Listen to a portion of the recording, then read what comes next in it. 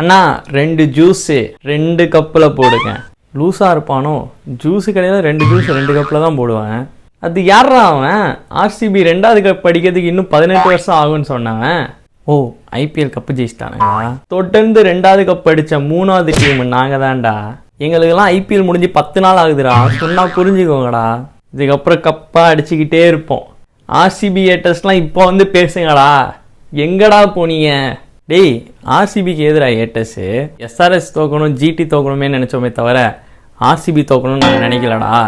உண்மையை தெரிஞ்சுக்கோ, கோலிக்கும் ஆர்சிபிக்கும் நாங்கள் எதிரானவங்க இல்லை. ஆர்சிபி ஃபேன்ஸுக்கு தான் நாங்கள் எதிரானவங்க. 2 கப்பு தானே ஜெயிச்சிருக்க, இன்னும் 5 கப்பு அடிச்சுட்டு எப்படி அமைதியாக செலிப்ரேஷன் பண்ணணும்னு முதல்ல கற்றுக்கோங்க. அதுக்கப்புறமா இந்த பேச்செல்லாம் பேசலாம். உங்களால் தான்டா ஆர்சிபி ஃபேன்ஸுக்கு ஏட்ட சொன்னானுங்க.